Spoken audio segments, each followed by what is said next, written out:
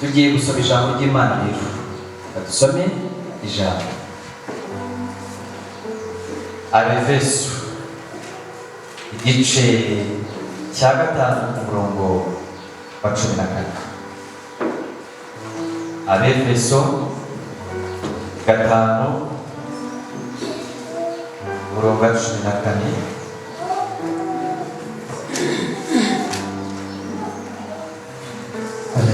Karusana izina rya Yesu.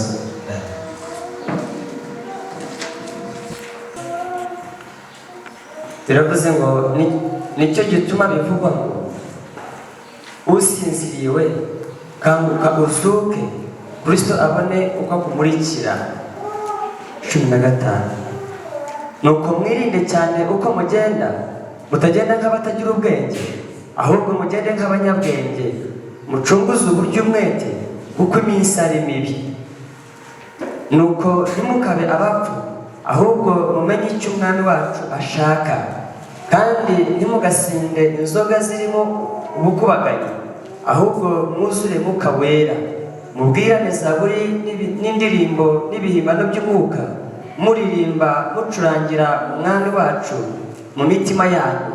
Mujye mushima Imana Data wa twese kubw'ubuntu, kubw'ibintu byose, mwishimira mu izina ry'umwami wacu Yesu Kristo, kandi mugandukirane kubwo kubaha Kristo. Amen. Nicyo gituma bivugwa ngo wowe usinziriye kanguka uzuke, uve mu bapfuye, maze Kristo akumurikire. Mwabyumvishe iryo jambo? Muve mu bapfuye. 15. Muzirikane rero imigenzereze yanyu, mutagenza nk'injiji, ahubwo mugenze nk'abanyabwenge, mukoreshe neza igihe mufite, kuko iminsi ari mibi. Noneho rero ntimukabe abapfu, ahubwo mujye mumenya neza ibyo Nyagasani ashaka. Ntabwo we nasoreje aho urukundo yasoreje, ariko hano Pawulo yakubwiye ati nicyo gitumye uvuga ngo bivugwa ngo wowe usinziriye kanguka uzuke, uve mu bapfuye. Haleluya. Maze Kristo akumurikire. Amen. Kandi muzirikane imigenzereze yanyu, mutagenza nk'injiji, ahubwo mugenze nk'abanyabwenge,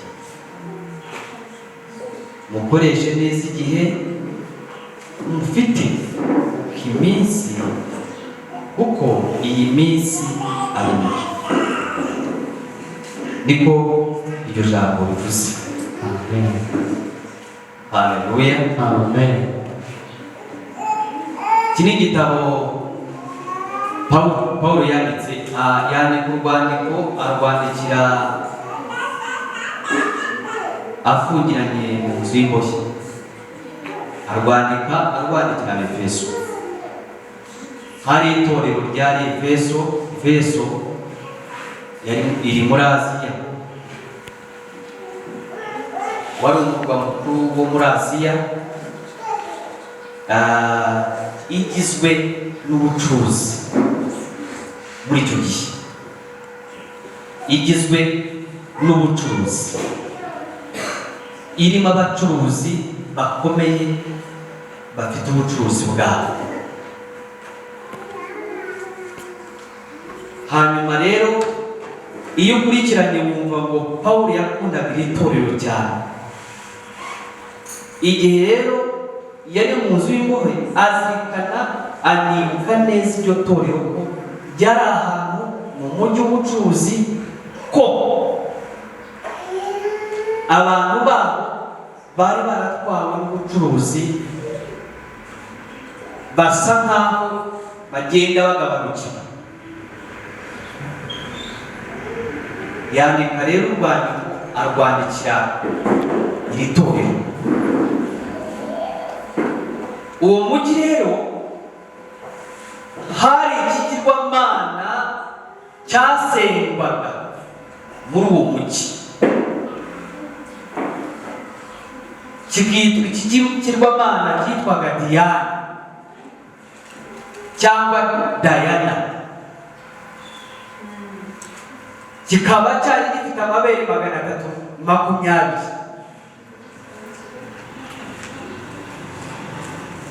Icyo kigirwamana rero abantu bari batuye uwo mujyi bakundaga kuko bahombaga, bazaga umwe akaza ku ibere akaryoha ngo kugira ngo byongere imuteye ishavu.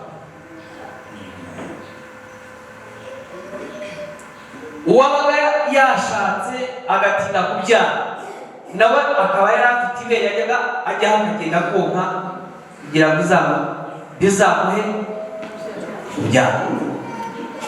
Icyo kigirwamana rero cyari hagati muri uwo murwa muri Efeso. Bwana asifiwe.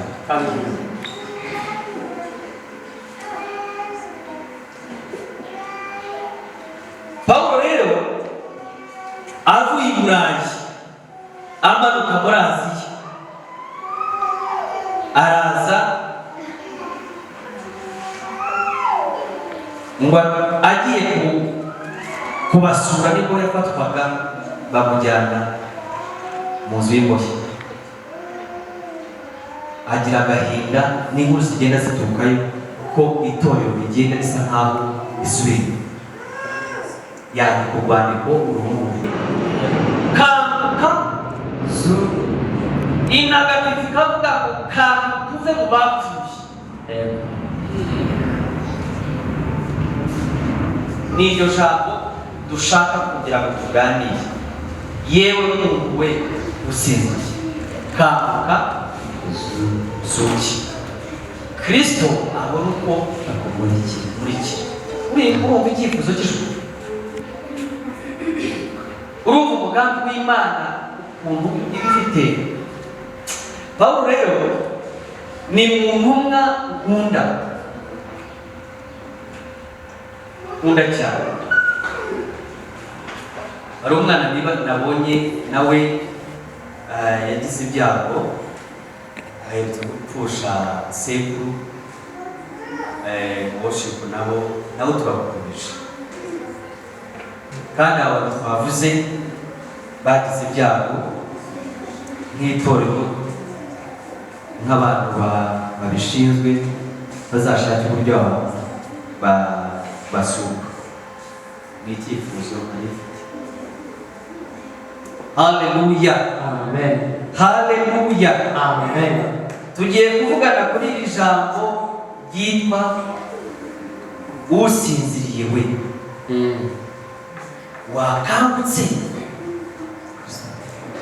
ko Yesu ashaka umurikira. Ubundi usinziriye aba ameze ate? Umuntu usinziriye aba ameze ate? Hari abantu bakunda kumva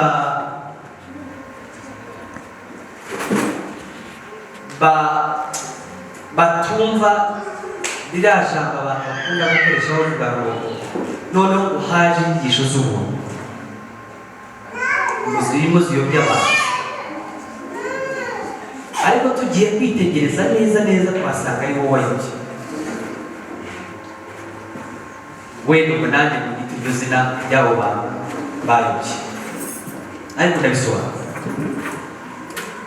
Ubundi ubuntu ni iki? Ku Banyarwanda turi Abanyarwanda. Ubundi ubuntu ni iki?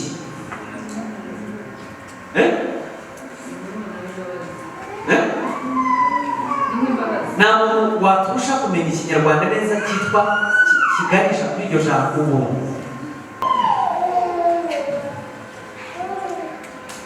Yesu yasanze isi, abatuye isi tumerewe nabi. Ikintu cyitwa itegeko ritumereye nabi, aho umuntu wa nyuma witwaga ko ari umukene yagombaga kwirukansa inyuma, kayifata idakomeretse.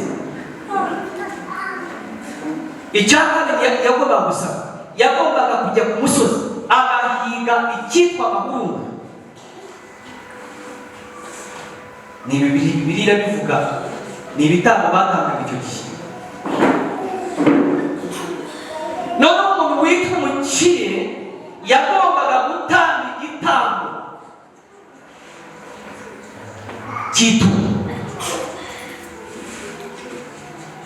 Itungo mu matungo ayo manini kandi nayo idakomeretse, akayitwara yose kubera ko yakoze icyaha, akajya gutanga igitambo cy'uko yakoze iki? Yakoze icyaha. Rero ibyo byose ni ibyaganishaga ni amategeko Mose yari yarashyizweho kandi yarahawe n'Imana, ashyiraho kugira ngo umuntu wese uzajya gukora icyaha agomba gutanga igitambo cye. Imana isuzume ibona yuko abantu tutazabasha guhora dutanga ibitambo ngo tuzabibone. Imana ibona ko bitazashoboka ku mwana w'umuntu. Irangije ifata umwana wayo witwa Yesu, arazana igitambo, asimbura ibitambo. Aba igitambo akuraho ibitambo, asigaraho umutambi kugira ngo umwizera wese n'imirimo ye ngo azabasha gutsindishirizwa atabigizemo uruhare. Bivuze ngo haza abana babiri, haza umwana umwe. Umusore, jyewe nishe umuntu maze kumwica, ndimo ndahigwa n'ubutabera bugomba kumufunga. Baranjyana, icyaha kirampana ngo kimare kumpama, banciye urubanza rwo gukatirwa burundu, ngumye mu gihome. Uyu musore aravuga ati kubw'urukundo ngukunda ndagira ngo usimbure mu gifungo imyaka ukatiwe, yewe nsigaye nyikora. Agasigara akansimbura mu gifungo nari narakatiwe, hanyuma agasigara agira ati akora igifungo nakatiwe, yewe ngasimburwa nkagira ne gataha. Amen. Yesu nawe rero asanga turi mu rubanza twamaze gukatirwa, araza asimbura twe. Ngo amare kudusimbura asigara mu gifungo. Twebwe tugirirwa umuntu tutagize uruhare muri icyo kintu. Imana isigara ikora urubanza rwawe. Icyo nicyo cyitwa umuntu twagira. Haleluya. Amina. Ni nayo mpamvu uvuga ngo umaze umuntu wese urakijijwe, wenda tuzagira igihe cyane twigisha ku kintu cyitwa ubundi ubuntu ni Kristo. Ubuntu ntabwo ari idini. Ubuntu bivugigeze, ntabwo ubuntu ni Kristo waje, ni Kristo. Iyo twigisha rero tuvuga ngo warakijijwe, wandikwa mu gitabo cy'ubugingo. Umaze kwandikwa mu gitabo cy'ubugingo, ubuha uhindutse umwana w'ijuru, utagizemo uruhare. Kubera icyo twebwe twasabwaga gukora ni ukumwizera, tukizera ibyo yakoze, tukizera we, tugatsindishirizwa binyuze muri iyo nzira, tugahabwa ubugingo buhoraho, nta kindi dusigara dusaba. Haleluya. Amina. Mpamvu rero ngo Pawulo ndamukunda kuruta izindi nubwo n'izindi zikunda, ariko Pawulo yaje guhishura umuntu twagira, aza guhishura Yesu. Amina. Uko intumwa zitamubuza, araza gukura, ahera mu mizi, yerekana imirimo ye, yerekana urukundo, yerekana imbabazi, yerekana Yesu wese aramwerekana. Abandi bagendaga kuvugaho uduce, ariko mu bitabo byose Pawulo yanditse bwa Yesu, ari we Yesu yagaragaza. Haleluya. Amen. Abandi bakavuga ngo se dukora ibyaha kugira ngo umuntu ujye bute? Oya, iyo umuntu yamaze kwakira ubuntu nibwo bugutera kudakora icyaha. Ariko ubu ntabwo dushuka ngo dukore icyaha. Oya, ubuntu budutera kuzinukwa no kwanga icyaha. Ariko umuntu ntabwo budutera kudamarara. Oya, budutera gukanguka no kuba mu mucyo wa Kristo, kuko Kristo niwe mucyo wacu. Amen. Haleluya. Amen. Yesu rero ngo amare kuza aza mu muco wa Yuda udakorwaho, aza mu muco wa Yuda ukomeye, aza mu muco wa Yuda utamenyerwa, aza mu muco wa Yuda wa muco ukakaye urimo amategeko akomeye. Araza ngo amare kuza. Niyo mpamvu usanga abayuda bamuhigaga ku manywa n'ijoro bashaka kumwica, kubera iki?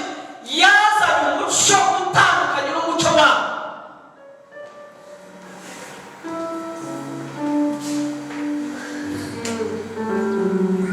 Haleluya. Amen. Araza arababwira, muribuka ahantu igihe bari bagiye mu kirorero, Yesu na se na nyina ngo bavuye mu birori barimo bataha. Yesu arabiyifura asubirayo ngo amara iminsi 3 bamushatse bamubuze. Ngo bagiye gushaka bamusanga wari mu nzu arimo araganira n'abantu ababwira amagambo y'ubwenge. Reka tugaruke kuri ijambo. Pawulo yandikira iri torero aravuga ngo nimukanguke mumurikirwe na Kristo. Haleluya. Sikumuna abakozi Turahari. Haleluya. Ariko Pawulo yandika aravuga ngo yemwe abasinziriye nimukanguke Kristo. kugira ngo Kristo abamurikire. Haleluya. Subira muri iryo jambo aho ngaho tugendana.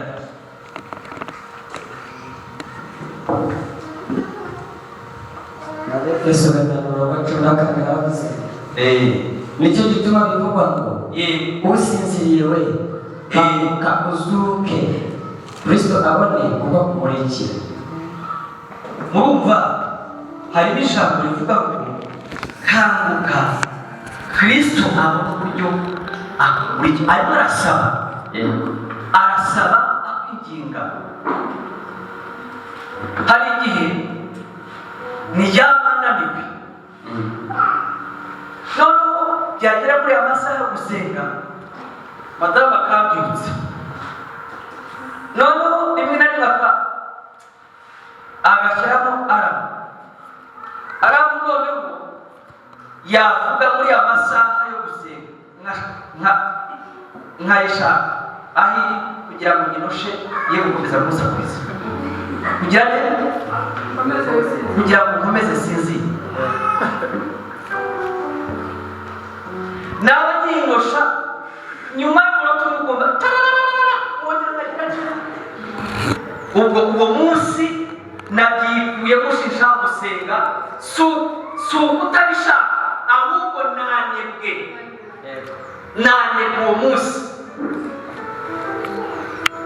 Noneho iyo nanebwe ntabwo mpumura, mbwira madamu gucana itara mbabarira, nkashakisha telefoni ye kugira ngo nkomeze kumva bya bitutsi bitancika. Haleluya. Amina.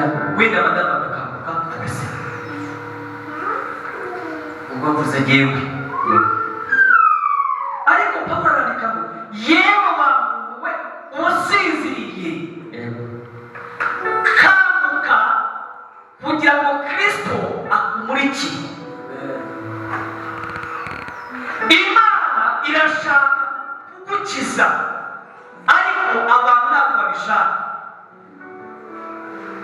Imana irashaka kukubohora ariko ntabwo ushaka kubohora.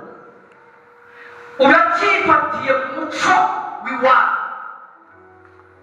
Ubundi Yesu aje mu Bayuda baze kureka umuco wabo n'imigenzereze n'imihango y'iwabo, bakomeza kumva aribyo byiza. Ariko Pawulo n'abantu mwakangutse. Haleluya. Mu Baroma igice cya 12 haravuga ngo ndabinginga bene data mutange imibiri yanyu ibi bitambo bizima ndetse bigize bite byera kandi bigize bishimwa, ariko kwikorera kwanyu gukwiye.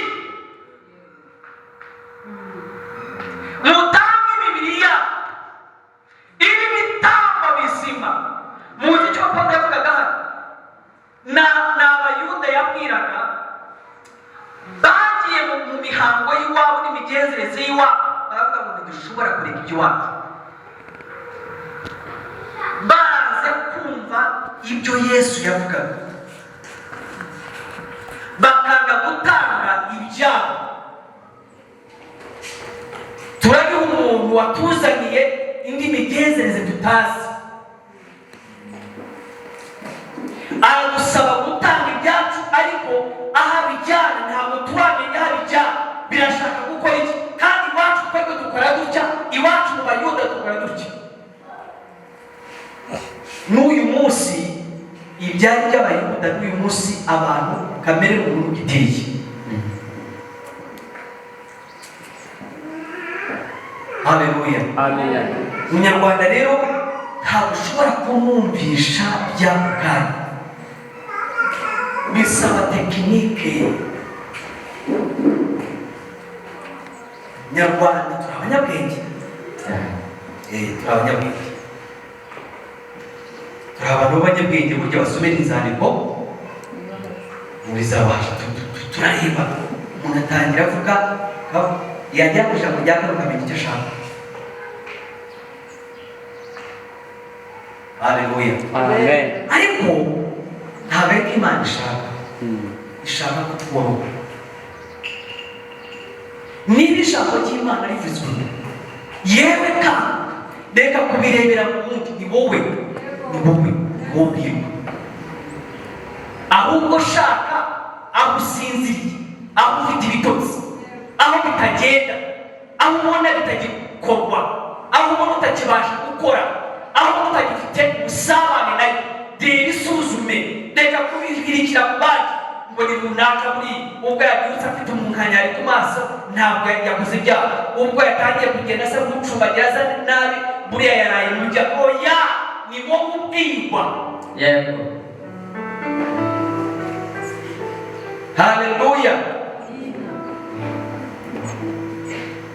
Bwana asifiwe. Amina. Umuntu wakangutse rero ureba nta kintu gipfa kumunyuraho gityo. Umuntu wakangutse ureba neza nta kintu kimucika. Bibiliya tubwira ngo Rahabu indaya,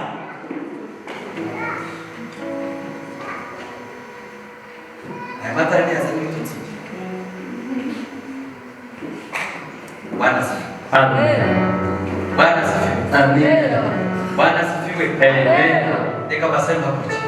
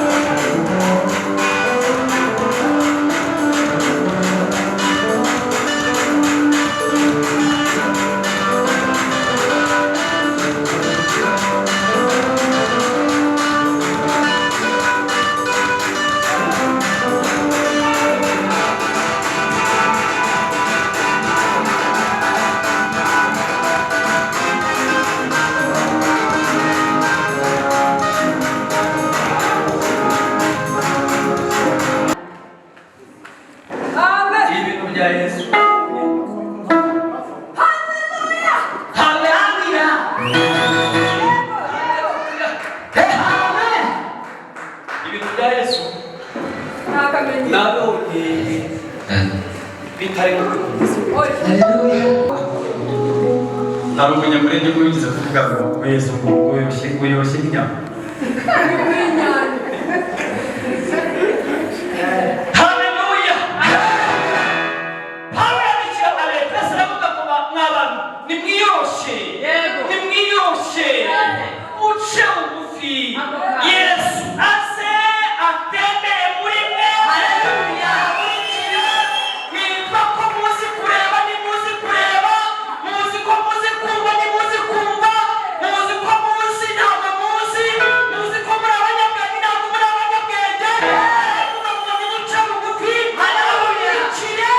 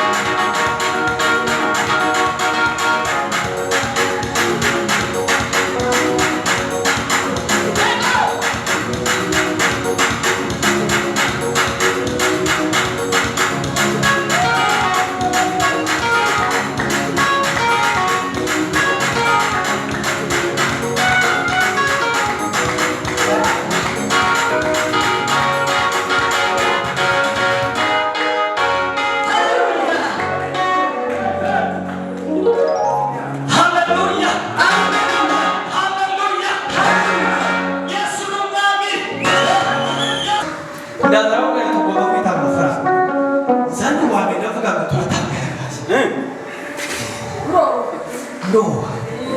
Kan kukote yani na madam. Zero.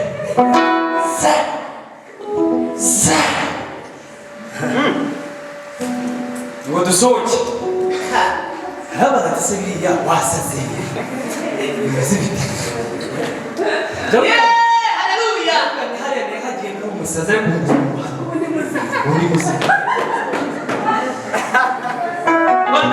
Amina. Ndavuga ngo tugira mu nzu kumbabariye. Uza gusamuza kumunira amashyi. Muje ngise. Ndakubwira amakuru y'ejo. Ankubita igitwenge.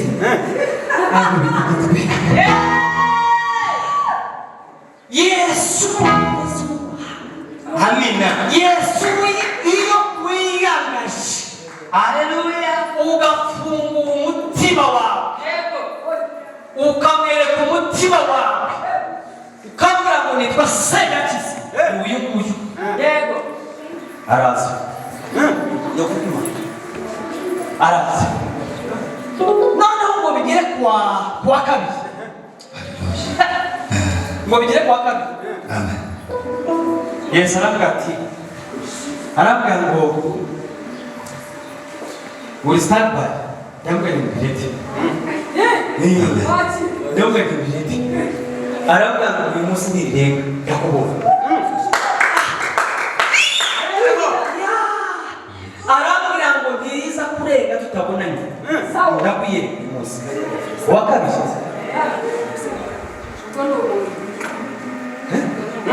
Pawulo yandikira ngo aravuga ati nuko bene data n'abigira ngo mutanga imibiri yanyu ibi bitambo bizima kandi bigiye bite byera kandi bigiye bite bishime ariko kwikorera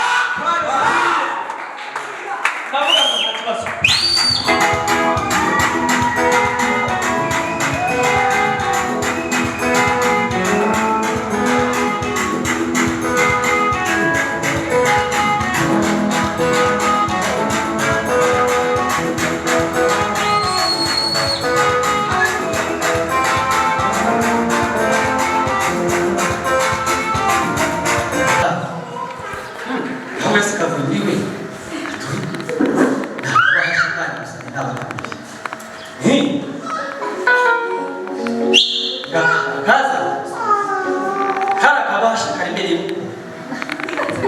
Kajyana mu rugo ntitwigeze tukarebera aho hantu dushyire mu nzu tujyamo turabara 1 2 3 4 5 6 7 8 9 10 11 12 13 haleluya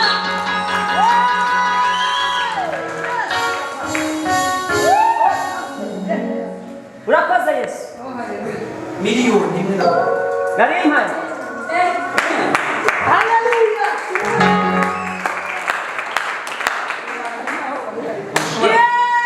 ushobora kugira Yesu agukurira amagambo oya keretse iyo utaramurikirwa nayo yego iyo utaramurikirwa nayo umwijima n'ikiguswe ukirebera mu mwijima niyo ureba urebera mu mwijima niyo utekereje utekerereza mu mwijima niyo ukoze igaragara mu mwijima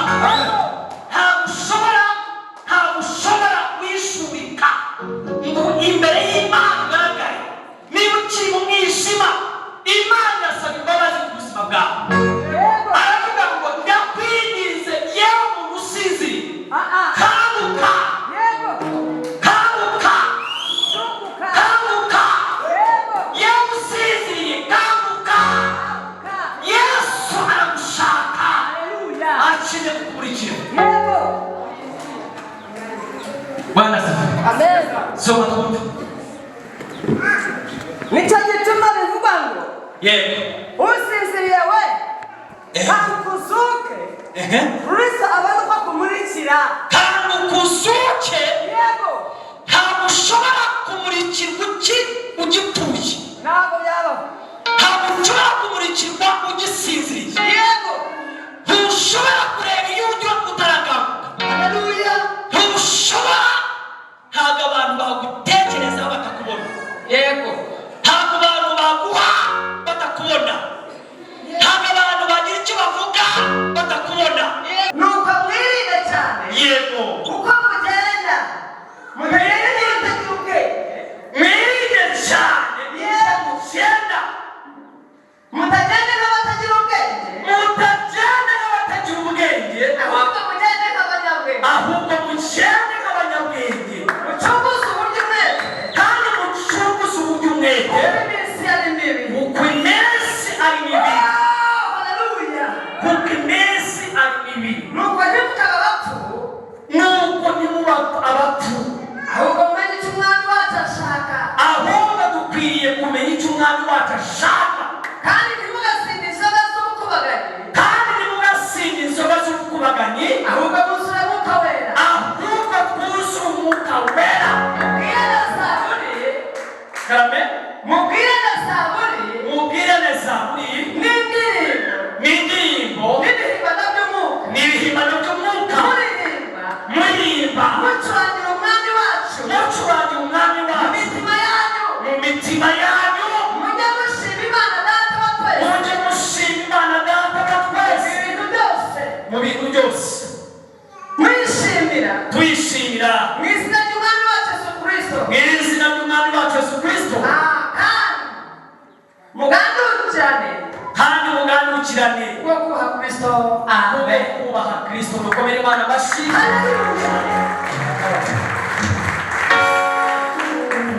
ndababwiza ukuri yego iyo umuntu ataramurikirwa ukiri mu mwijima witiranya ibintu witiranya abantu yego witiranya iminsi witiranya ibihe ukitiranya imyaka kubera uri mu mwijima iyo iminsi igeze mu buzima bwawe ntushobora kumenya iminsi iravuga iki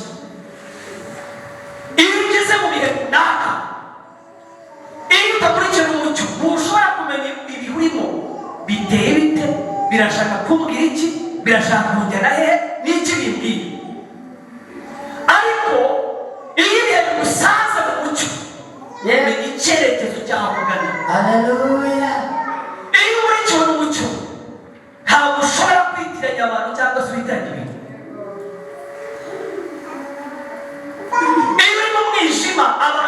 imbere yawe baba babi.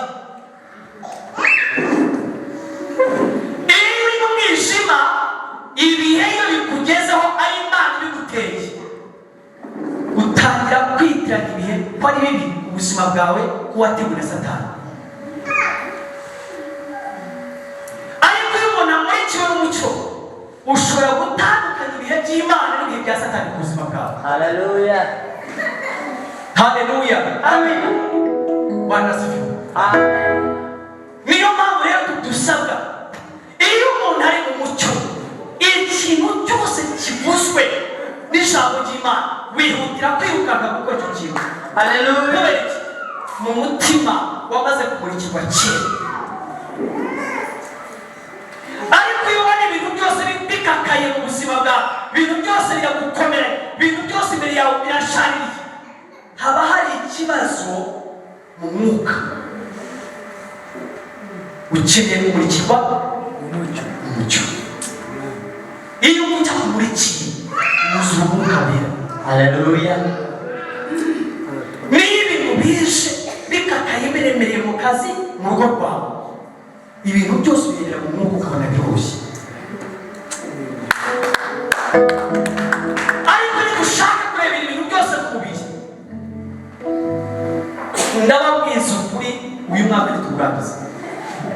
Ariko niturebera mu mwuka, niduhagarara mu mucyo ari na Kristo, tukamuhagararamo akaduhagararamo, azatumurikira iyo tujya, azatumurikira ibyo tuzakora, azatumurikira.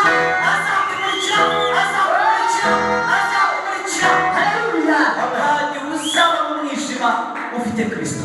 Yewe. Kandi imbere yawe ibintu byose ntubyitiranye, biri mu mucyo. Umuntu mutandukanye n'undi ukavuga ngo uyu Francis wimira umuntu. Yego. Ukabatandukanya ukavuga uti bateye bajya kandi uko bimeze kandi bikakora. Yego. Ariko iyo uri mu mwijima, Rukundo na Francis ubajyanira hamwe, bavuga ngo bose ni abagore. Aba ni ibibazo imbere yanjye. Tuza hano. Abo twari kumukigenda naramubwiye ngo bampagurukije kwigisha ijambo ry'Imana, bababwira nta jambo rivuge, ahubwo ndashaka kubaha itangazo. Hano ahangaha tuzongera kuhaterana. Mama Kazu wari mu bantu ba mbere bahagaze, yifata ki arabaza ngo basa tuze uriya wayisubiramo ntabwo tuzongera guterana. Tuzongera guterana hehese ntituzaterana. Pasitora yarakiriye, sibyo? Mama Kazu yarakiriye. Rero tuzateranira hirya hariya hari urusengero, niho tuzateranira hari ku cyumweru gitaha. Ngo dusoze baza kugira ibintu bagakoze buriya nibura se hari amafaranga ufite ngo dutahe tugira ngo madamu aramaze ngo birambe bavuze ubu muba mukozwe n'isuku, ntabwo uzakorwa n'isuku. Byageze kuba kane amafaranga yishyura hano twayabona.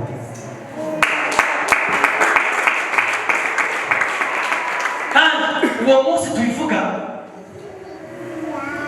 bwarakeye mu gitondo tujyana na Papa Kazuba tujya kureba umushumba Nyamuramba. Turavuga ko hari ahantu twahebutse twahabonye bimeze bitaratubwira ko ari n'umushumba, ariko ndaza kuvuga nawe mwumve niba agifite gahunda. Bukiye bwaho wa kabiri aratubwira ati rwose nta handi nimushaka muzatangira guterana ijoro.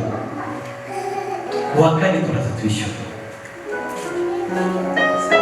Ibintu bya Yesu ntushobora kwifata ngo ubishyire mu mubiri ngo bizakora bishoboka. Kandi Pawulo yaravuze ngo niba dusaze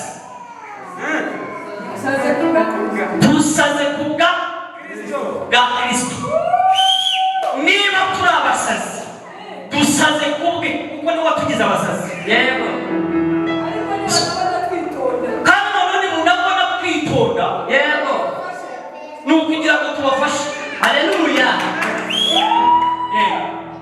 cyane baragifashe Bwana Amina. niba dusaze ku bwa Kristo kandi niba twitonze ku bwawe kugira ngo tubafashe. Haleluya. ariko Yesu nitora ku musazi ya nubwo afite n'udusazi ukuntu tuba tunyifuza Haleluya. ugasanga nkifatamo ku bwa Bishop ariko nkicika ndicika rimwe rimwe nkumva ndagarutse nawe ariko gusa mu by'ukuri kwa Yesu nabonye abana babyina hano bagira utujesite utuntu turiya abanyamwuga Yego. ntabwo badusigira kugura mu mubiri ntabwo batudura kandi umunyamubiri uko bakomeza kudukora agenda asimbuka cyane Yego. kubera arimo arabizanira mu ki kandi abandi bageze iwabo barakora iby'iwabo. Amina. Baba murabi. Sasa rero turabasazi Yego. turabasazi ba Yesu kandi ikibi cyabyo nuko n'uwo watuyobora na papa nawe n'umusazi byaranyobeye ni umusazi tukaba abasazi n'abadukomokaho ni abasazi n'abazabakomokaho ni abasazi igisigaye ni ukongeza n'abangaba bakaba abasazi. Haleluya. bakaba abasazi. Amen. Bwana Amina. haleluya. Amen. yebuka usinziriye Yego. jumute Kanguka. uyu mwaka Yesu akurikiye. Amen. niba mumaze imyaka n'imyaka ukaba usinziriye Kanguka. kanguka. Yesu hari inzira yenda gukora muri wowe. Haleluya. Yesu hari ibintu yenda gukorana nawe. Yego. Yesu hari ibintu yenda kugukoresha. Yego. Yesu hari ahantu yenda kugushyira. Yego. Yesu hari urwego ashaka gushyiraho. Yesu hari icyerekezo yenda kuguha. Haleluya. ariko ntashobora kugukora ibyo bintu by'isinziriye. Yego. Zunguka. Zunguka afurage kubu. Yes. Nibyo ubwo? Nibyo. Amka kuonyeshe njia. Aha. Sawa. Icyongereza.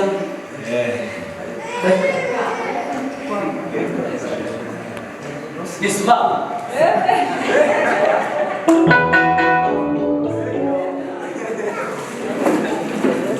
Haleluya. Imana irashaka kudukangurira. Yego. Imana hari ibintu yenda gukorana nawe. Amen. Hari urwego Imana ishaka kujyana. Amen.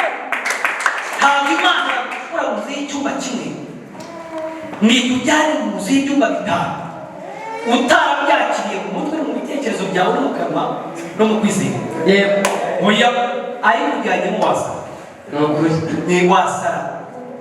Umwana nigeze kubana nawe wa mbere yari yarangorewe. Naramubwiye ngo n'ubwo nasohotse mu gitondo sohoka. Kandi nari naritoje mu gitondo gusimbuka nk'umuntu ugiye mu kazi. Yapfaga kumva nageze ku irembo agafungura gate.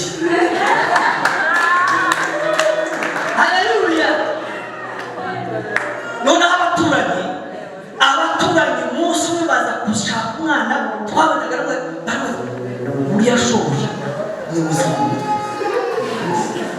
mukingura imodoka imeze bite ati niko yambwiye none se nibura uzi nibura imodoka nta n'igare. Yego. Yego. najya ku rugi nimugoroba nkakomanga yabona agakingura yinjira n'utwaye imodoka. Yego. Amen.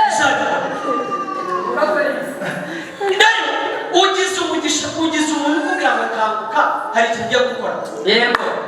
Kanguka hari icyo ugiye kumukorera. Wake up sleeper. Kanguka nibura ndashaka kuganira nawe. Ubu se umuntu yagusingiriza amafaranga usize Oya. arakubwira ngo kanguka tuvugane ngo hake kabahasha. Amen. Haleluya.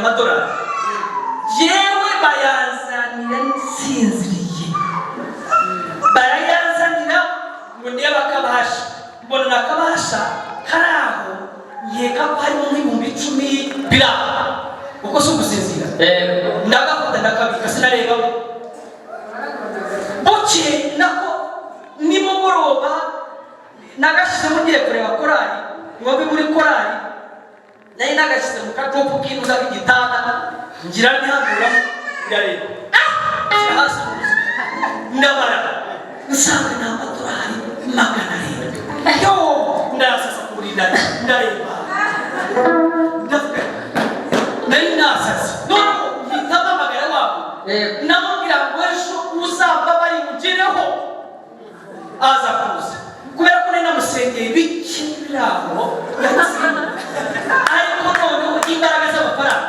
aje namusengera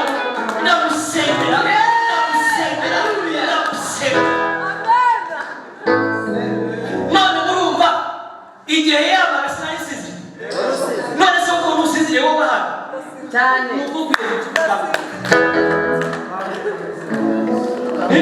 hari igihe umuntu ashaka kugira icyo akora ariko yakwitegereza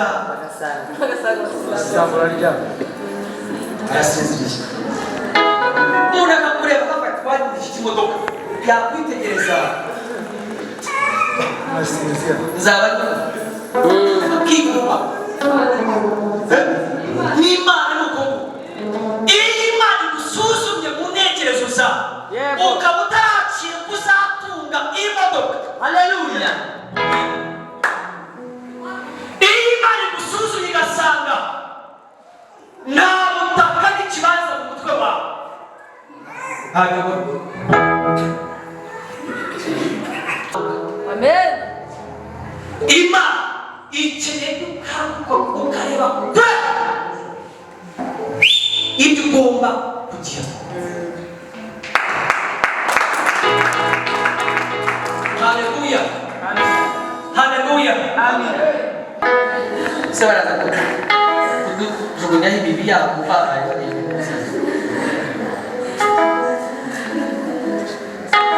Ariko si ubuhanga bufite umuntu uri kwa Yesu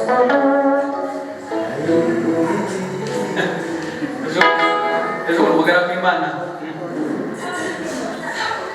umukozi w'Imana Revera Pasiteri Kado yavuye ejo bundi yavuye kuvuga ubutumwa bwiza arambwira ati uriye muri jambo dusangiye cyane ntaguhama ikibazo ntazi abwira amakuru ya Yesu Imana ibyamukoreye ntabwo se mbwira byageze ni ijambo rya jambo uzi ko atuye hari ugahita kubyina gusa niye narabwira ko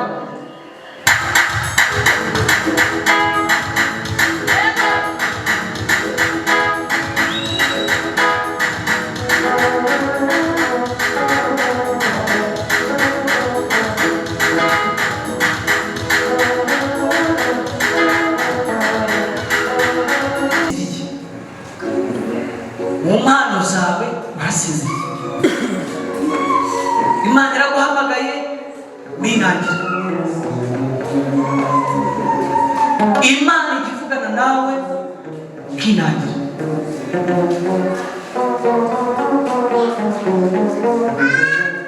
byanze bikunze mu mutima wawe urabizi ko nta